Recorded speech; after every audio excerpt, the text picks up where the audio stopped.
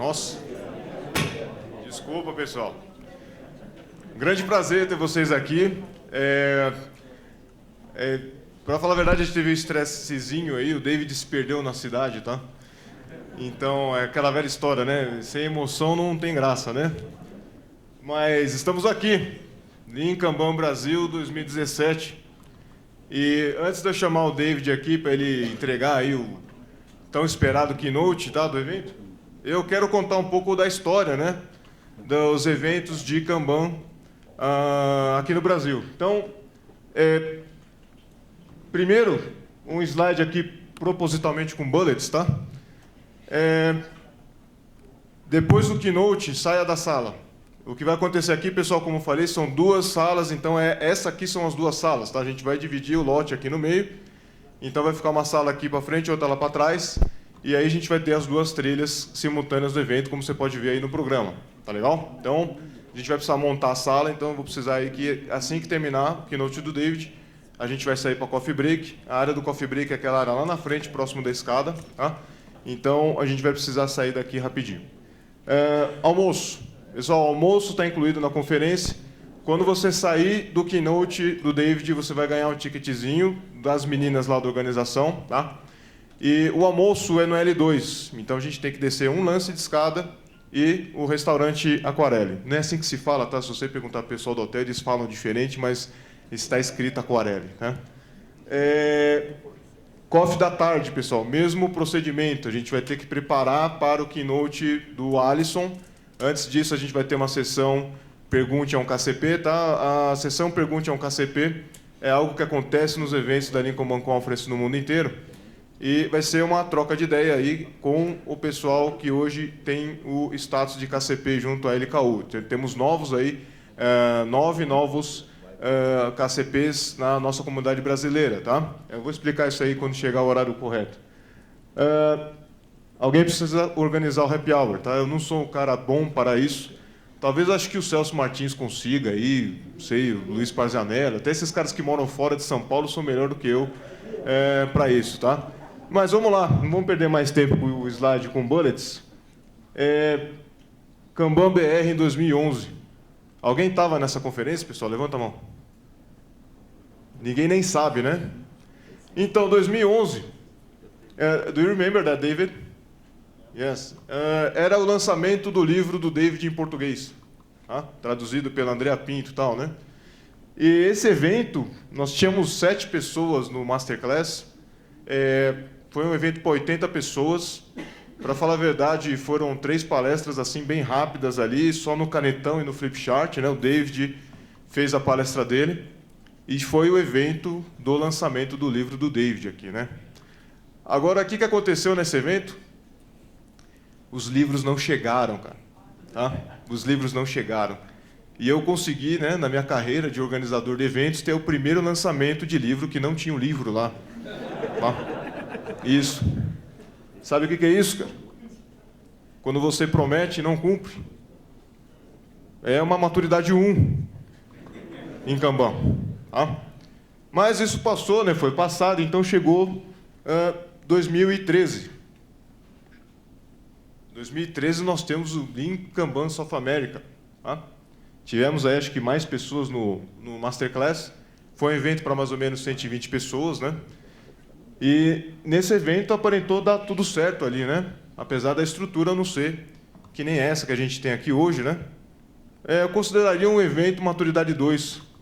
Tá? Conseguimos ali entregar alguma coisa, pelo menos, né, para o pessoal que estava lá na palestra, né? E aí chegamos aqui, cara, no Lean Kanban Brasil 2017, né? Acho que foi o primeiro evento, cara, que eu consegui entregar um livro, né, para as pessoas que estão aqui presentes, né? E o Lean Kanban Brasil 2017, a gente está aqui com 180 pessoas. Tivemos workshops, né? Tivemos 30 pessoas no Masterclass. Foi a maior turma já ministrada na história da LKU. Tá? O David ficou bastante cansado, mas funcionou para ele, né? E está vivo aqui. E o Lean Kanban Brasil, eu acredito que a gente está chegando, se vocês ficarem satisfeitos com o evento, numa maturidade 3. Tá? Estamos conseguindo entregar, né, algo que vocês estão esperando. Tá? O David vai entrar em mais detalhe, quem não conhece muito o modelo, tá?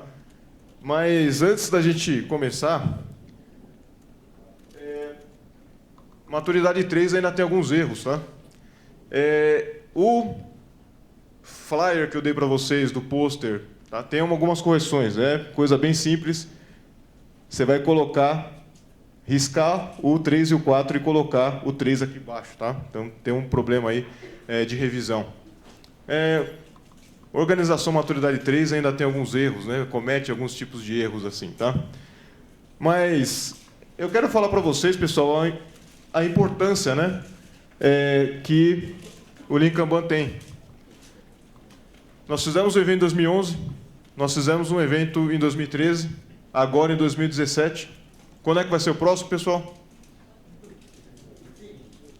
2025, tá? Lean Kanban Brasil é convexo, tá?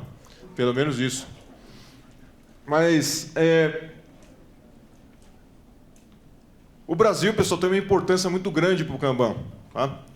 Eu vou contar uma história que eu fiquei sabendo ontem, achei bastante interessante, estava almoçando com o David, e o David, cara, escreveu 4 capítulos do Livro Azul, tá? Numa praia no sul do Recife.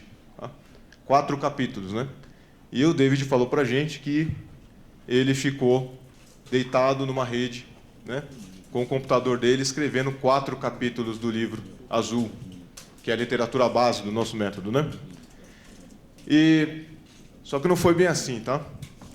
Ele falou pra mim, cara, que tinha tanto mosquito que ele estava de pijama, tá, até o pescoço, tá, meia, tá, no sol do Recife, e escrevendo 4 capítulos do Livro Azul, tá? E o David está no período sabático dele, né? E amanhã eu vou levar ele para Ilhabela. O que a gente tem em Ilhabela? Mosquito, né? Então, você sabe que vem literatura boa por aí, tá? David, nice to have you here again, and you can deliver your keynote. Obrigado, pessoal.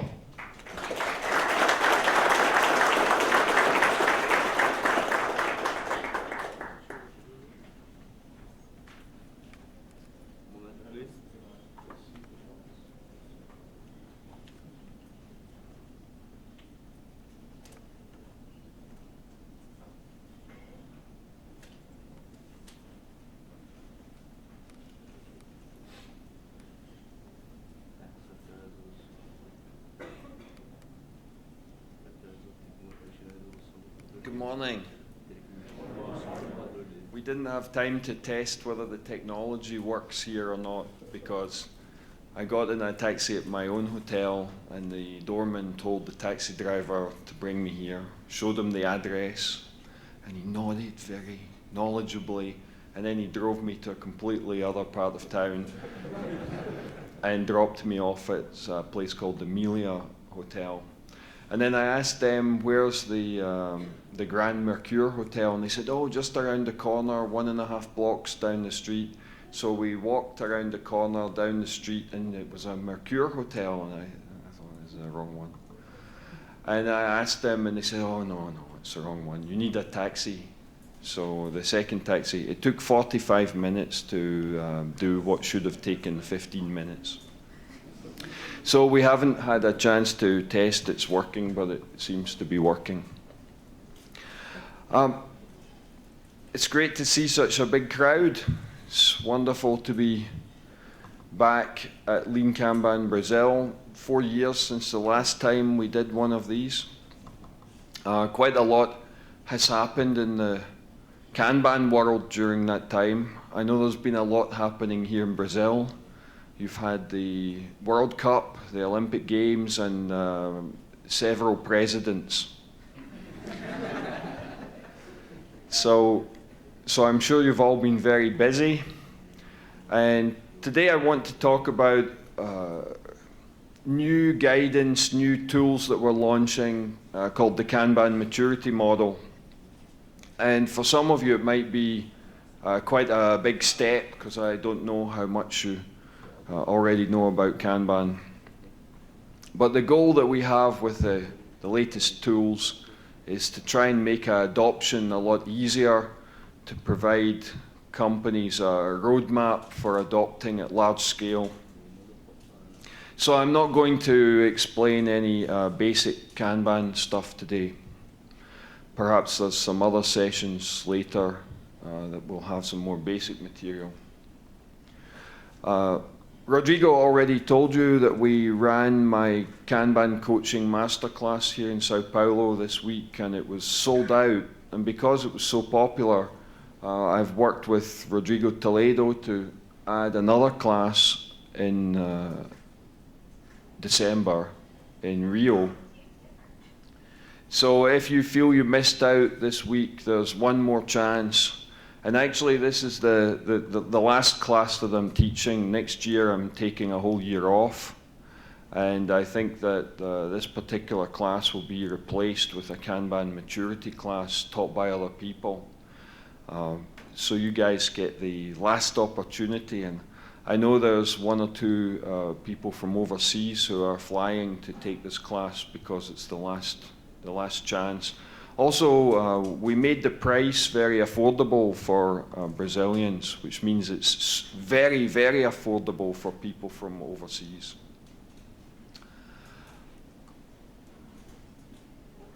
Just a little bit of basic Kanban theory. What does commitment mean? How many of you here are married? That was a commitment. Do you remember the day when there was the proposal and the acceptance and you got engaged? So, where's the commitment point? The wedding or the engagement? Did any of you ever get engaged and then abort the whole thing? No. One? No? No, nobody. So, the engagement's the commitment point. How many of you have children? There's a commitment. Now, you got married. Is that a reversible commitment? Yes. But how easy is it to get divorced here in Brazil? Not so easy, right? Quite a long waiting period.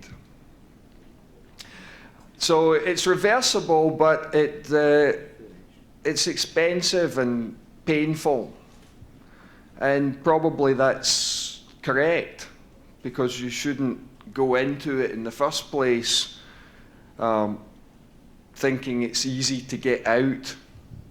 Did anybody get married with the intention of getting divorced later? No. Right? When we commit to something, it's because we want to do it, and if it goes wrong later, that's unfortunate. What about those of you who are parents, you have children, is that a reversible commitment? No. Some commitments are reversible at a cost, and other commitments not so much, not reversible. So, the concept of commitment is very important in Kanban. So here we have a very simple little Kanban workflow for a software development organization. It's got some development, some testing on the workflow.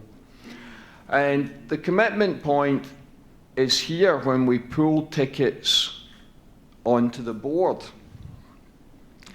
And prior to that, ideally, we want those upstream ideas to be thought of as optional. Right, so the commitment point is when you get engaged and you wish to avoid aborting after commitment. Nobody gets engaged with the intention of not getting married or getting divorced later. So when we commit to something, the customer, the requester is saying, I really want you to make this for me. And the delivery organization saying, if that's true, we are committed to doing it for you. we'll do it for you. Now, we have a speaker in our community. He's been at some of our conferences, called Stephen Bungay. He's a military historian, a management scientist, a former consultant. Now he teaches at a university in the United Kingdom. And he's written a few books. Well, he refers to this concept and what's happening here when you're holding a meeting to make commitment as asking the Spice Girls question. Because you ask the customer, tell me what you want, what you really, really want. And if you really, really want it, we'll promise to really, really do it for you. That if you really, really love me, let's get married. So, this is the concept of commitment, and prior to commitment, things should be optional. When you're just dating, there's no commitment. Well, there might be some, but it's not to the same extent. And it's quite possible that you decide, oh, you know, this boyfriend's really no good. He's not husband material. I'll discard him and I'll look for a better one. So, upstream here, there isn't commitment. It's easier to discard things. There's been less investment made in them, and you're still not sure that you want them. Now, if this is done properly, right, you get the proper pull system. Now, if you find that the things to the left-hand side of your Kanban board are actually already committed, that's a problem. What's happening is somebody's pushing a whole lot of stuff onto you, and you don't get the opportunity to say no. You don't get the opportunity to say, what should we work on now? What should be left until later? And if later, when? And what should we not work on at all?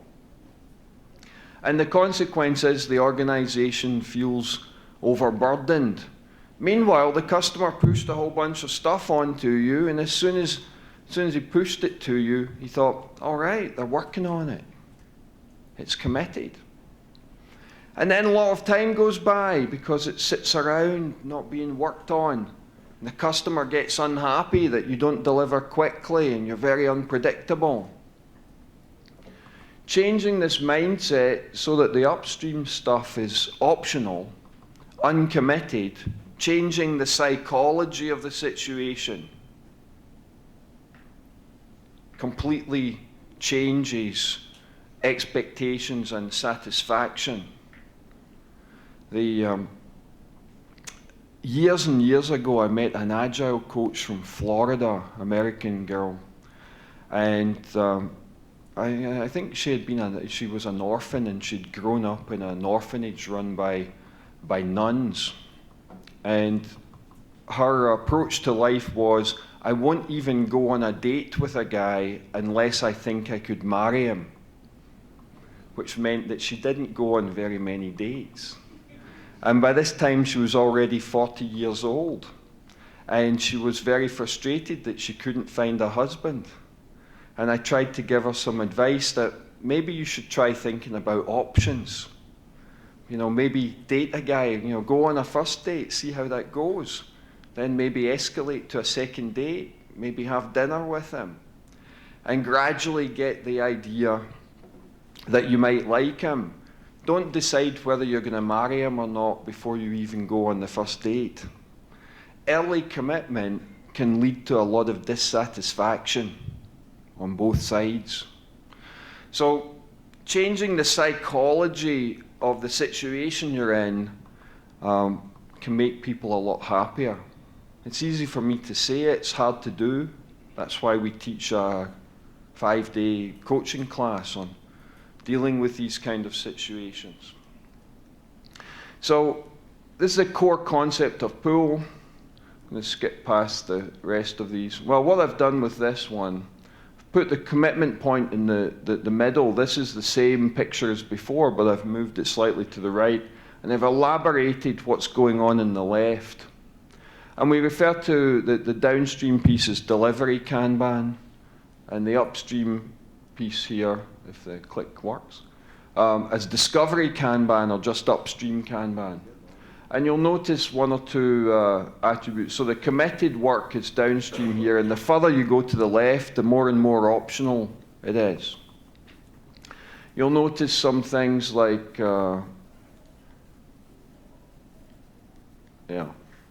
upstream we have some minimum WIP limits, not just maximum, because you always want to have options to choose from. You get points where you can reject, you can discard the options. And this gives us a way of putting some governance into the upstream and the downstream. We spend money acquiring options. These activities in the upstream, they're information gathering activities. So every time we spend some time, some money, we get hopefully some information, and that enables us to decide, is this a good idea or not? If it's a good idea, move it to the next column. If it's not such a good idea, well, let's discard it, try something else. And then, of course, we spend money converting the option into the deliverable item in the end. And a picture like this allows us to reason about what things are worth. If there's a lot of uncertainty, we might be willing to spend quite a lot of time and money in the upstream to resolve the uncertainty and make a decision about whether something should proceed or not. And the stuff to the left here is what mostly gets governed in companies. How much will this cost to build? What's the budget for it? Meanwhile, the upstream stuff tends to not have very much governance. And a picture like this, visualizing the upstream, really helps improve that. It helps improve the science of how much should we spend on ideas, how many ideas should we generate, how many should we throw away. And roughly speaking, a rule of thumb, the more uncertain your environment, the more ideas you should generate and the more you should throw away.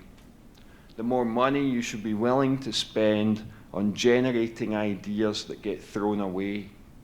And it's not waste, it's insurance against picking a bad idea. How do you know that the stuff you picked here, committed to, was good? How do you know you picked the right husband? For the girls in the room here. Because you dated a bunch of other guys and they were no good.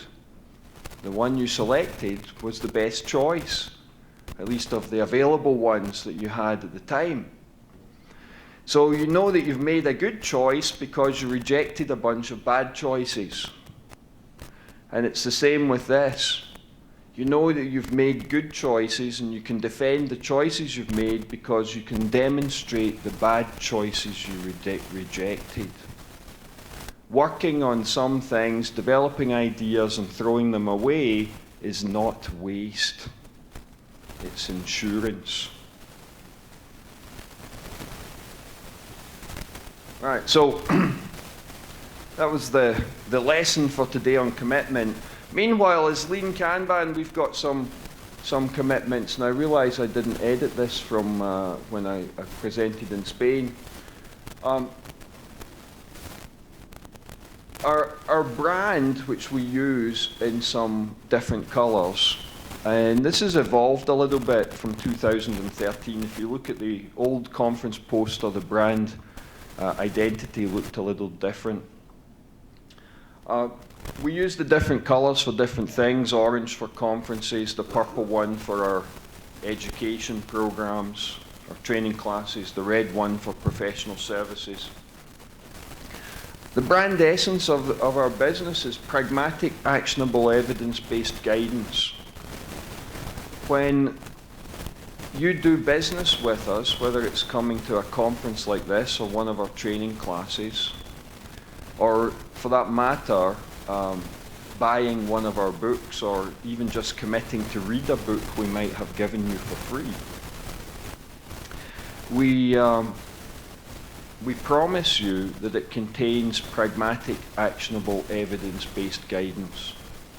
The speakers at this conference have been selected because they've got pragmatic, evidence-based, actionable guidance. We don't have people at our conferences because they had a good idea. We don't have people present thought experiments. When you come to one of our events or one of our training classes, we teach you stuff that we know works because we have the evidence. We've done it somewhere else and often it's been published. So, this is our promise to you. Pragmatic, actionable, evidence-based guidance. And a lot of the things we teach are individually simple. The little lesson I gave you on commitment there. You already know this stuff because many of you have already been married and have already had children. You understand commitment. All I'm doing is holding a mirror up to that and saying, apply the stuff you already know in your ordinary life when you come to the office. Pragmatic, you might almost say common sense. So we believe there's power in that simplicity because it's easy to understand things, it's easy to learn them, and it's easy to communicate them to other people. But don't for a minute think that makes it simplistic. Lots of simple ideas are very powerful in the aggregate. Right, so we're also committed to easier enterprise scale adoption, and that's what the Kanban maturity model is all about. And we're committed to Lean Kanban Brazil. I just forgot to edit this. I'll change that for later. And we're committed to developing the Brazilian market, and Rodrigo's been putting a lot of effort into that with the masterclass last week. And how many new KCPs did we get out of it? 9? Excellent. So there was about 80, and we've now got 9 more. It's a 10% growth in only 1 week. Okay, so we've given you this little poster, and actually Rodrigo translated it into Portuguese for your convenience. And this is the marketing poster for the Kanban maturity model. And perhaps somewhere, I don't know, do we have them outside, the big posters? Yeah, so you'll find somewhere outside the room, you can look in the break, there's a big A0 version of the poster, which has more detail. Now, first of all, how did we get to the Kanban maturity model? Right? Pragmatic, actionable, evidence-based guidance means that we didn't just sit down and say, well, I bet people would buy a maturity model. Let's think one up. No, it evolved. I want to show you some Kanban designs, and we've got limited time here in this keynote, so I can't teach these designs. I can just show them to you. This is a fairly trivial personal Kanban board. This is a slightly less trivial personal Kanban board with a whip limit on it. This is a more advanced personal Kanban board that has a whip limit for in progress, and it has some concept of what will I do next, and that's also limited. This is much more powerful and more effective for individuals. This is an aggregated personal Kanban board. Perhaps 5 or 6 people work in a department together. They all had their own personal Kanban boards, and someone said, hey, wouldn't it be a good idea if we made one big board on the wall and we each have a lane on it for our own stuff, but then we'll know what other people are working on. And every one of these I'm showing you is something that exists in a published case study or somebody's blog, some real-life report. We don't make these designs up. We study what's happening in the world and then we report them back to you. This is a team Kanban board. Now, if you look at it, it looks just like a personal Kanban board, except now we have little avatars here showing the team members and which ticket they're working on. So, teams of 2, 3 people, 2, 3, 4 people working together collaboratively is just like a bigger version of one person working on their own. What's the difference between this and the previous one? These people are working independently. These people are working collaboratively. Different boards, different designs. This is a board for an emergent or poorly understood workflow. That there might be many activities that go on, but they don't understand necessarily every activity that's necessary, or different tickets might require some but not all. They don't have to be done in the same order. Or we're a relatively new company and a relatively new business and we don't quite know what we're doing yet. So really we just have a next, in progress and done, but if we make the in progress column fat, then we can gradually slide the tickets from the left to the right as they become more complete. So the horizontal position indicates completeness.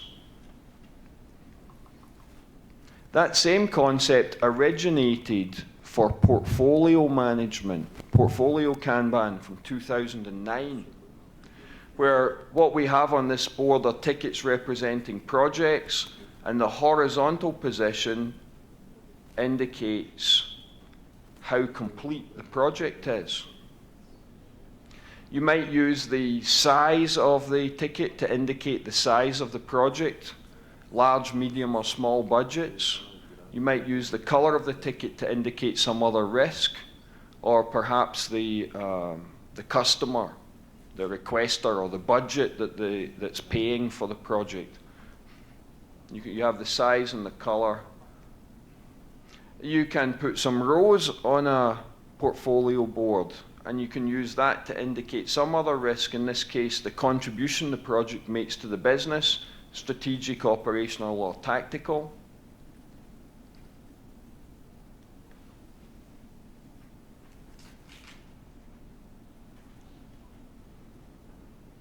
Just having a bit of trouble with the clicker here. And this one, in this case, what we're doing is using our portfolio board to visualize the earned value on the projects. So the horizontal position represents percentage of scope complete, and the vertical position is either the budget that's been spent or the schedule which has expired. So all the tickets start in the bottom left-hand corner, and as time goes by, budget or schedule elapses, and we move the ticket up. And as we gradually complete deliverable work, we move the ticket to the right, so the tickets move generally in the direction of the upper right corner of the board. Therefore, if they're in the bottom right, they're either ahead of schedule or under budget, and if in the upper right, the upper left, they are behind schedule severely or severely over budget. So we have the XY position represents the earned value on the project.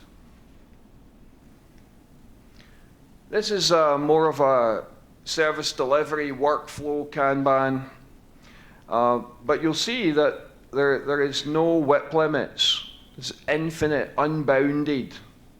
So that the board itself, the system, it isn't WIP limited.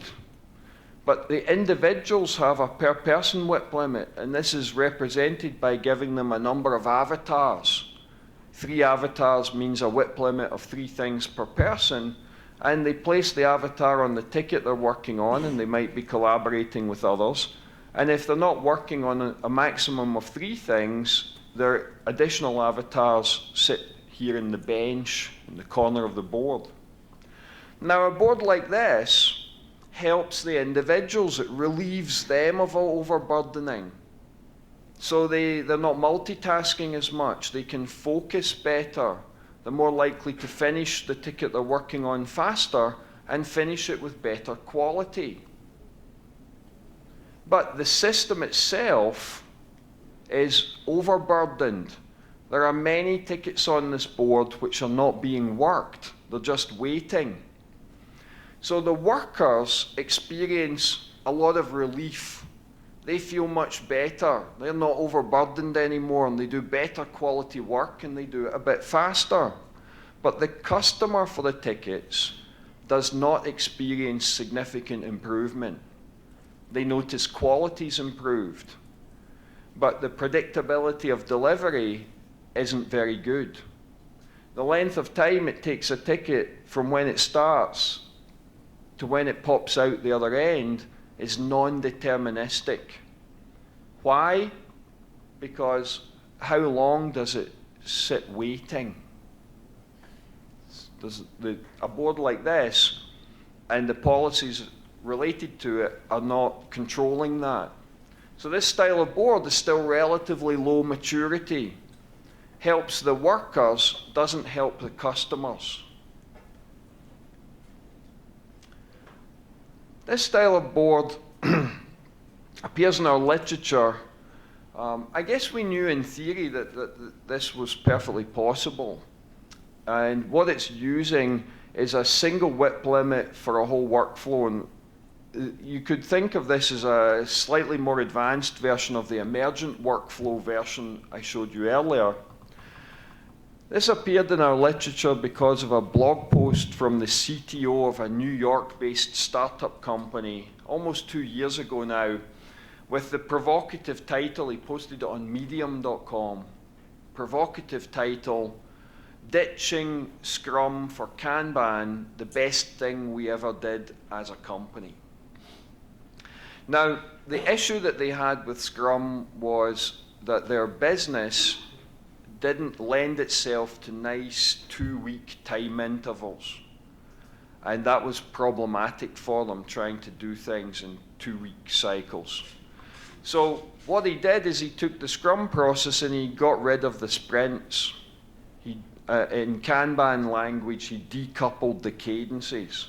So he introduced a cadence for replenishment, as described in the Kanban book or the Kanban training. And he introduced a cadence for delivery.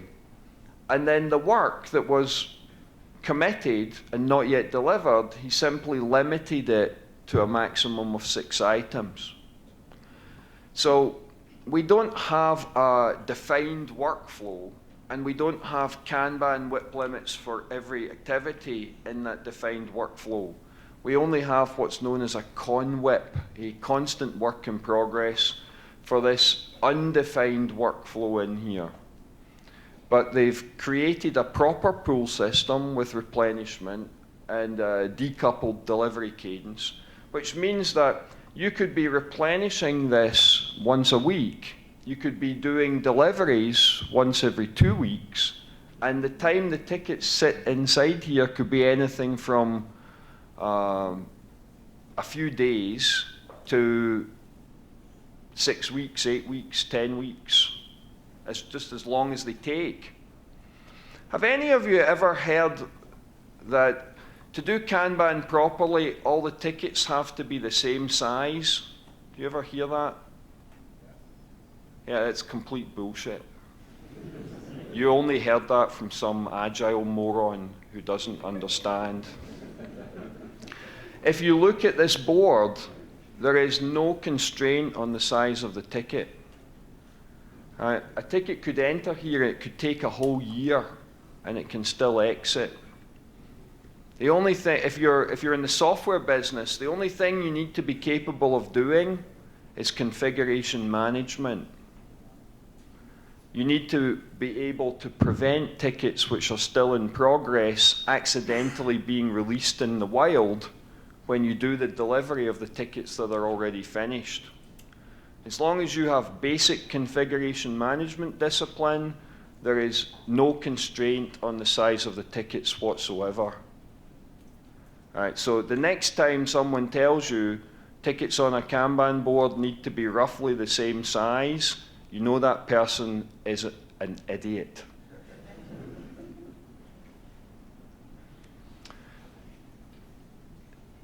This looks like a real Kanban board, except there is an infinite on the done columns. And we call this nowadays we call it aggregated team Kanban, because what we have here is a development team Kanban and a testing team Kanban, but for some reason they felt the need to put them on the same board. Maybe because the testers and developers actually collaborate with each other and they find some value in seeing the end-to-end flow. Perhaps because they're beginning to become aware that there's actually a customer and we might care about whether we deliver to the customer, how long that takes. So for some reason, they have a board like this. Now, the interesting thing is, it represents a glass ceiling. It's like the limit. Very few people get beyond this at huge scale. Telephone equipment manufacturer Ericsson, lots and lots of these boards in offices all over Europe when I was working with them 5 years ago. One of their rival competitors, big Chinese telephone equipment manufacturer Huawei, 5,500 people doing Kanban across 14 product units, and they have not got beyond this. Now, what's the problem with it? It is not an end-to-end pool system. It's just team Kanbans glued together on the one board, but they're decoupled by the infinite limit. And what this means is that the developers can go at their own speed and the testers can go at their own speed, and everybody's kept busy. And what's the customer experience? How long does it take for a ticket to go across this board to be delivered? It's non-deterministic. Therefore, you don't get predictable delivery with a board like this. Consequence, happy workers, unhappy customers.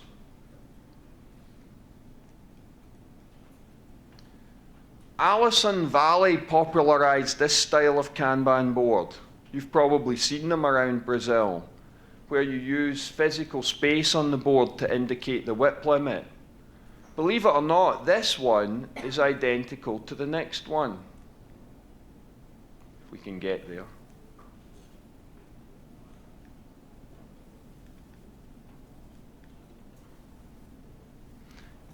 Imagine this is a magnetic whiteboard. The little dots are actually magnets. The Kanban system on this picture is identical to the previous one. The width limits are identical. The advantage of a board like this is that the magnets are more flexible. If you want to change the width limit, you take a magnet off or you add another one. And you can use the color of the magnets to indicate some status. It's a little bit more flexible than the previous pattern. And then we go from there to this style of board, which we developed in the company that when I had a real job back in 2007, and I managed software engineering for a company in Seattle. The groups who worked for me used Kanban boards that looked like this. They were documented in the Kanban book. And they don't have physical Kanban anymore. What they have are numbers that indicate the work in progress limit. Therefore, they're virtual Kanban boards. And this style of design is the most flexible, but it requires the most discipline, because there's nothing to prevent you from adding extra tickets to the board. The number says you shouldn't, but there's nothing to stop you. Now, of course, you could cheat with the magnet version as well. You could go find the magnets in the drawer, pull them out, grab a few extra magnets. In the financial world, they call that quantitative easing.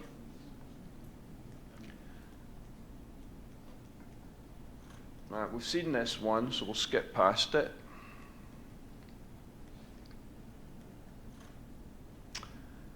Once we've got a proper workflow Kanban, we can start using color of ticket to indicate the class of service, the how fast, What preference are we going to give the tickets? How fast do they move across the board?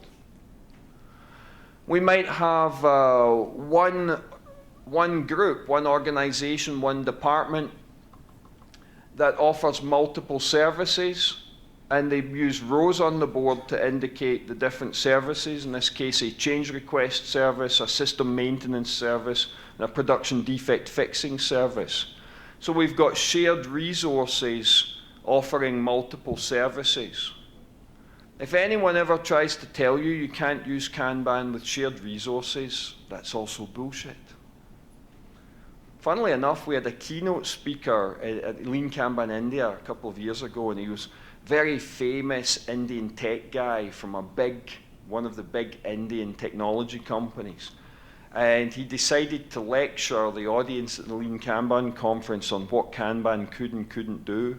And one of them was, you can't use Kanban with shared resources. And interestingly, because he's very famous and the people in India respect him greatly, the Twitter feed went completely silent. Nobody would say anything bad about him, but they couldn't find anything good to say.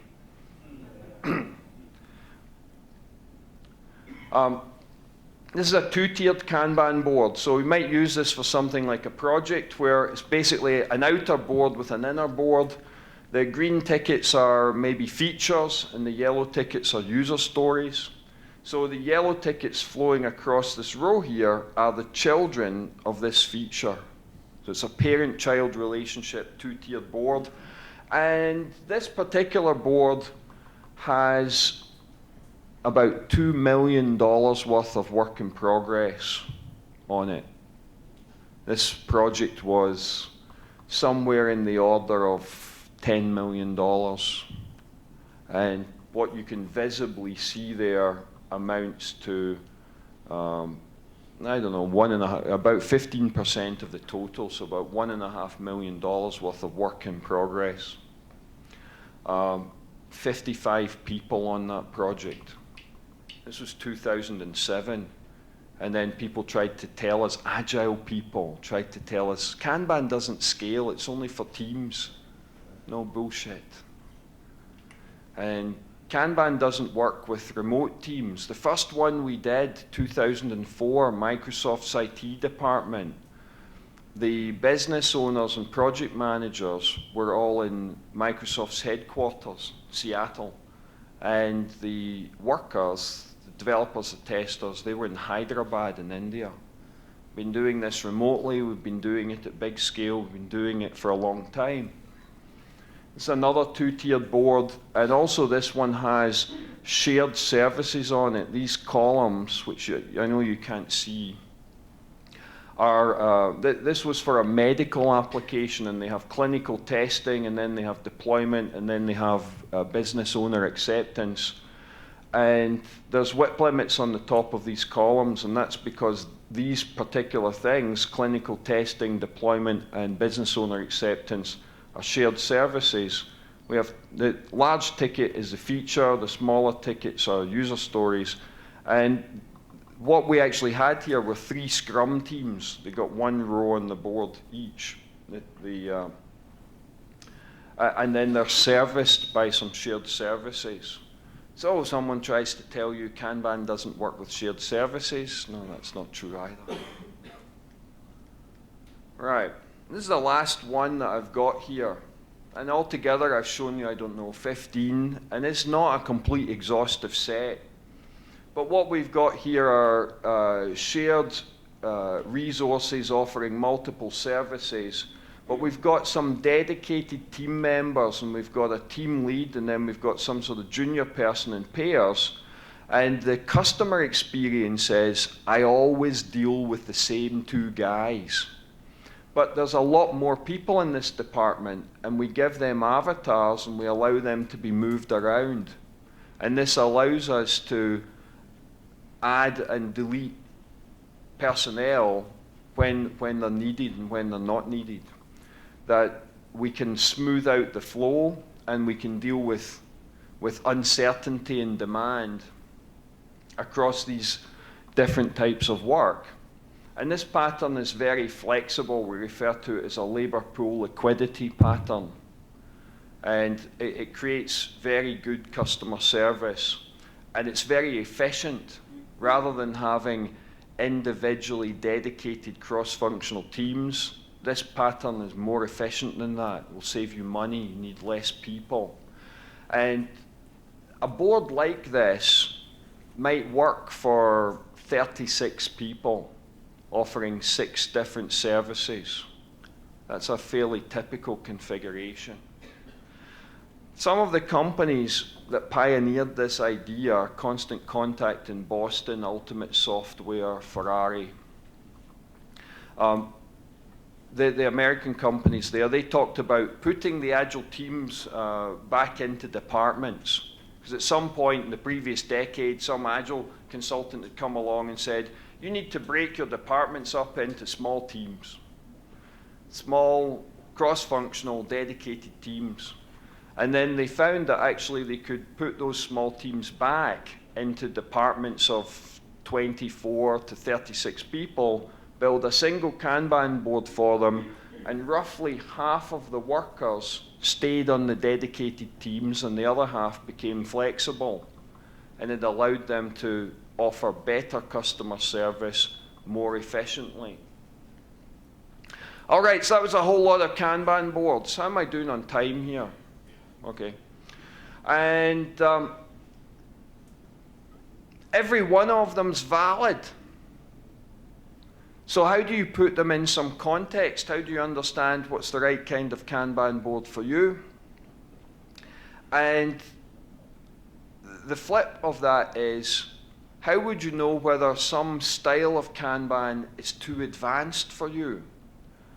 There's 2 forms of failure with Kanban coaching. The first one is failure to install. The Kanban coach comes along, works with people, helps them, coaches them on designing a Kanban system, and then they try to adopt it and they choke on it. As an organization, they choke on it and they say, oh, this is horrible, we don't like it, and they take it away. Everything around here was better before we did this Kanban stuff, and they take it away. So it's a failure to install. That happens when you pick a Kanban design that's too advanced. And then the other mistake is, yeah, we've done Kanban. We put a Kanban board in, and it definitely helped us. We got a boost from it, and then everything flattened out, and we've done Kanban, and now what's next? And that failure is a failure to choose a sufficiently advanced Kanban design. That you've chosen something that's too easy, too simple, it doesn't put you under any stress. It doesn't provoke additional changes. It doesn't provoke conversations about problems that are existing in the organization. Do any of you work with kids doing like sports coaching, football or gymnastics or anything like that? Or do any of you have kids who are in sports like football or gymnastics and they go to coaching? 1 or 2 are kind of reluctantly nodding. All right. The coaches for those kids have to have training so that they can make the kids better. And in order to get better, they have to put them under some stress. They have to challenge them to do stuff they have not done before. Now, if your kid goes off to gymnastics one night and the coach pushes her too far, what happens at the end of that session when you go to pick her up? Tears, crying. Daddy, Daddy, I hate gymnastics. Then she doesn't want to go back. That's failure number 1, choosing a Kanban board that's too difficult for you. Now, on the other hand, you send your kid to sports for 2 or 3 years and they never get any better. Imagine you're sending them to swimming lessons and after 2 or 3 years they still can't swim. That's because the trainer isn't pushing them hard enough, not putting them under any stress. That's failure number 2. The sweet spot is to know exactly just how much stress to put the kid under, to challenge them to get a little better, to learn something new, to master a new technique. And Kanban coaching's about the same thing. That's what we teach in the coaching masterclass. To be able to judge just the right level of stress in the organization to provoke and catalyze it to get better. Not too much, because they choke on it and abandon Kanban. And if not enough, then, yeah, we've done Kanban. Yeah, it was quite good, helped us. Yeah, we're looking for what's next now. That obviously not stressful enough. Now, we've developed this organizational maturity model, and it's got 7 levels in it. And it's inspired by some other things that have come before that you might be familiar with. And it goes from level 0, oblivious, we are ambivalent to the idea that we even need process, up to level 6, which is congruence, that everything we do is aligned, our strategy is aligned with our capability. And through emerging, defined, managed, quantitatively managed, and optimizing. Now, what do these things mean? Oblivious means it's all individuals doing individual things. Level 1, no consistency of process or outcome. That's the observable business behavior. We don't have a consistent way of doing anything, and we certainly don't provide any consistency to the customer. Level 2, consistent process, but no consistent outcome. So we do things consistently the same way every time, but the customer experience is unpredictable. Now imagine that we're running a pizza restaurant. We do pizza baking and delivery. So at level 0, it's pretty much everyone for themselves. That someone answers the phone and says, "Oh, hey, you want a pizza? All right, I'll make that for you." They make it, they get on the little scooter and they deliver it. At level 1, the restaurant takes orders, and okay, someone's ordered a pizza, and they never make the pizza the same way twice. And the customer experience says, "I expected my pizza within an hour." Well, it took 90 minutes, and I ordered a pepperoni, but they delivered a ham and pineapple. At level 2, we now have a consistent way of making pizza. And phone rings, we take the order, we make the pizza consistently, but the customer ordered a pepperoni and we still deliver him a ham and pineapple, and it still took 90 minutes when we expected an hour. Only at level 3 do we get to the point where we make the pizzas consistently and we meet customer expectations consistently. At level 3, the customer calls and orders a ham and pineapple, and we say, "We'll get that to you within an hour," and we actually do it.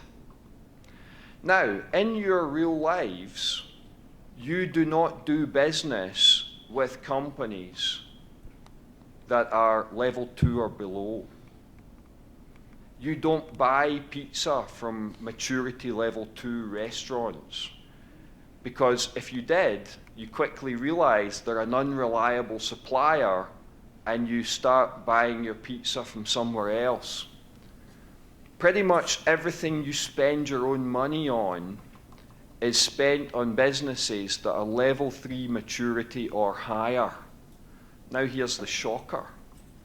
You all work in businesses that are level 2 maturity or lower. See the irony there? You wouldn't do business with yourself. And this is the problem that we need to solve as an industry. We wouldn't do business with ourselves. You wouldn't check into a level 2 maturity hotel. You wouldn't order pizza from a level 2 fast food place. Right? You wouldn't buy a car from a level 2 maturity dealer or manufacturer. And you certainly wouldn't buy a house or an apartment from a level 2 maturity developer. So we need to get better at this. And the challenge is to get beyond that infinite done queue aggregated team Kanban board, because that's a level 2 maturity board. Now, on this picture here, there's going to be a lot of pop-ups. All the Kanban boards I showed you, we've mapped them to different maturity levels. Now, we got here in reverse. We got here by seeing all these Kanban boards, and in many cases we have case studies that we documented. A journalist who worked for me wrote some, or that people presented at conferences, or they're just from clients that we happen to know. So a couple of years ago now, I started to, well, first of all, see this huge collection, and I started to say, okay, what were the circumstances in these organizations that produced these board designs? And that led to this mapping.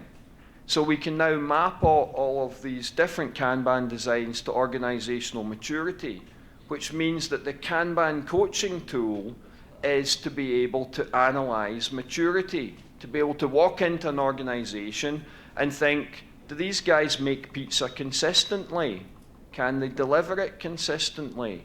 Is there order accuracy? If I order a ham and pineapple, do I get a ham and pineapple every time? Does it come within an hour every time? Do they make it the same way every time? Is the taste and the how hot it is and how tasty it is that consistent? And if all of that's true, they're at least a level 3 pizza restaurant. Therefore, they need a level 3 style Kanban board, maybe a level 3 to 4 transition Kanban board, something to put them under just enough stress to provoke them and catalyze them to get to level 4. And in other words, we've been able to codify Kanban coaching to a point where we can democratize it, that we can train a very large number of Kanban coaches, and I believe that we can produce fairly consistent results. Right, so the Kanban maturity models to do this, only a few minutes left, quite a lot of slides, but we'll not go through them all. So you'll see on the marketing poster doesn't give you the detail, but you have a copy of it. And you can explore some of the detail in there. This is the big poster, which you'll find outside. And a few release details. What I'm showing you today was released at Lean Kanban India last month, and it is community preview. In other words, it's alpha status. We're launching the beta at Lean Kanban Central Europe next month on November the 8th. When the public beta begins. And I know already that the version that we're showing you today has changed. All right, so expect changes in the November release. We'll skip this bit on architecture. And well, actually it's worth mentioning. Horizontally on the model, you will see the general practices of Kanban. And then we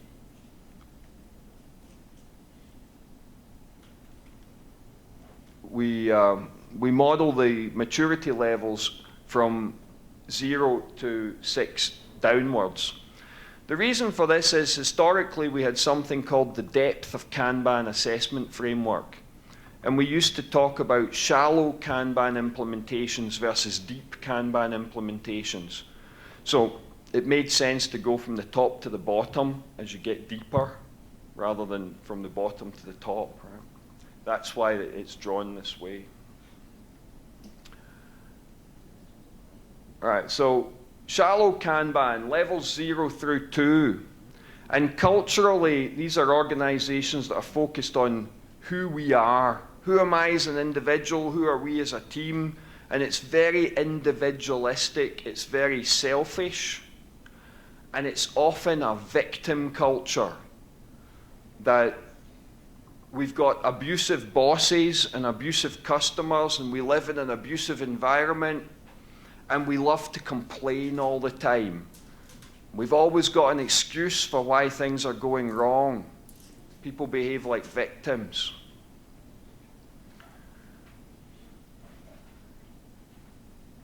We start moving into the world of deep Kanban when we get to level 3.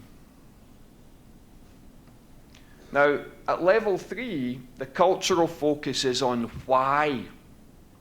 Why are we here? Why are we doing this? You know why? Because we have a customer, and that customer has expectations. And there are values associated with this level, and I'm having trouble reading them. Agreement, balance, customer focus, leadership. The term regulatory focus has been changed on the next version to just regulatory recognition. If you're in a regulated industry, you have to recognize that and respect it. Now, an example of a business that understands customers but disrespects regulators is Uber. Right? They operate unlicensed taxi services, and in some countries like Denmark, they've been thrown out because they won't respect the regulator. They've just lost a license to operate in London, in the United Kingdom, because they won't respect the regulator. So it does happen that people in regulated businesses play fast and loose with the regulations, and that will limit their growth or maturity.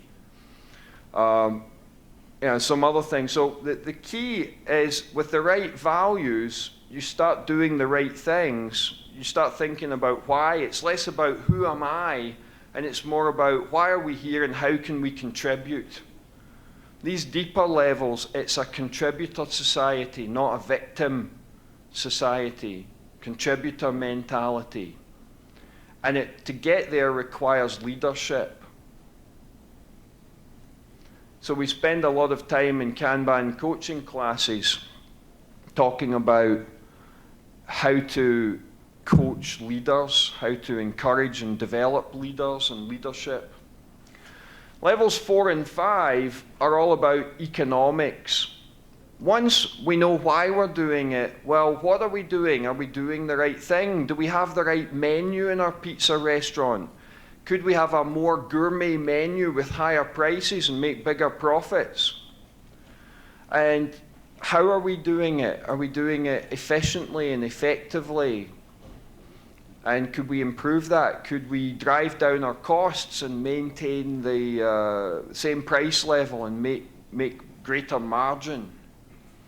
We have to know, we have to be comfortable with who we are and why we're doing it, and are we doing the right thing before we really benefit from focusing on efficiency.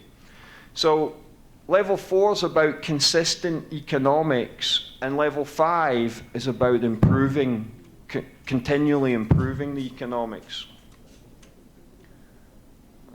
And then level 6, continually fit for purpose. Congruence. And the thing with level 6 is that the culture becomes one of challenge, constantly challenging how we're doing it, what we're doing, why we're doing it, and who we are, and being prepared to reinvent any of those things. And we don't have time today in this keynote, but if you think about it, there are very few businesses that manage to reinvent themselves. It's very challenging. It requires a lot of leadership. There are businesses that do it naturally. The Virgin Group. What is Virgin? Is it an airline? Is it a record company? Is it a retail chain? Is it a fitness center, chain of fitness centers? the Virgin Group has maybe 100 different companies, and you can't pin down its identity, and it keeps reinventing itself. And why? Because it has an amazing leader in Richard Branson. Right? There are very few level 6 leaders around. And there's an argument that to be a level 6 leader isn't a sustainable, the energy level required to be a leader like that is hard to sustain. But Richard Branson's like the Energizer Bunny. He's 20 years older than me, and he's got way more energy than I ever have. Right, so surprise. During the summer, I got a little inspired, and along with my friend Alexei Zegloff, I wrote a new book. And Rodrigo has put his hand in his pocket and printed those books for you. And each of you gets one of these books as a gift today. Now, this book isn't published yet. It won't be officially published until the end of November. So what you have is known in the publishing industry as a galley copy. In other words, it's a beta, and you will find a few bugs in it. All right. I hope you enjoy this. The fit for purpose material came from asking, how do you know if a change is an improvement?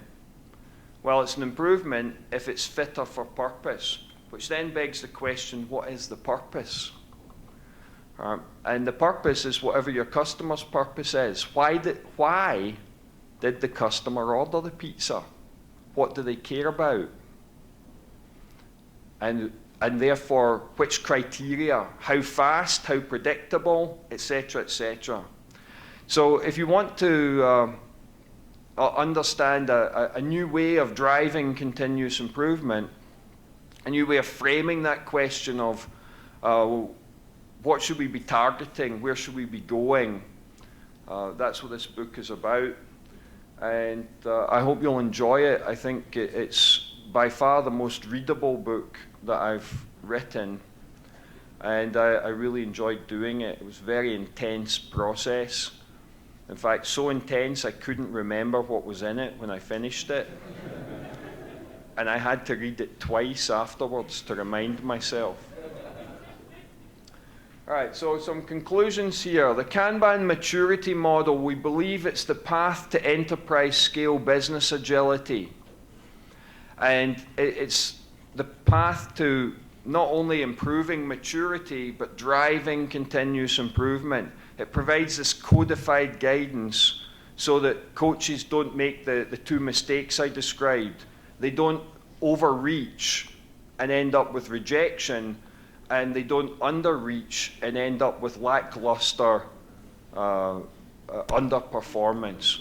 That they manage to tune what they're doing at just the right level to stress your organization and catalyze it to improve a little bit and gradually take it to the next level. All right, we're committed to accessible materials, and I hope you find, although it's an alpha release poster, you find this stuff accessible and useful. And there's a book coming, Essential Kanban Maturity Model, like the Essential Kanban Condensed Guide. It will be available as a free download from the website, or you can purchase it for a small price, like $8, $10, that kind of thing. So there's both the detailed big poster and the small posters, and from the 8th of November, they will be available on the web as free downloads. So you can download them and then you can print them out. We talked about the book, and it's not the only new material. Reminder about the class in Rio coming up in December. I'd love to see some of you there. Quite possibly the last time I will ever teach this class. And thank you all very much.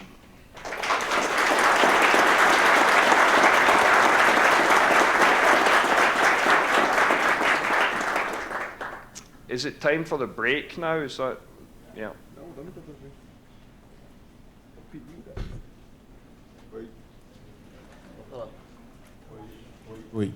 Oi. Pessoal, a gente está um pouquinho atrasado por conta do início. Coffee break é na área ali dos expositores. E não se esqueça de pegar aqui o seu ticket do almoço, tá? Do almoço. Não adianta você pegar 2, é buffet, tá? Você não vai comer 2 vezes se você pegar 2. Se você ficar sem, você vai ficar sem almoçar, isso é certeza, tá?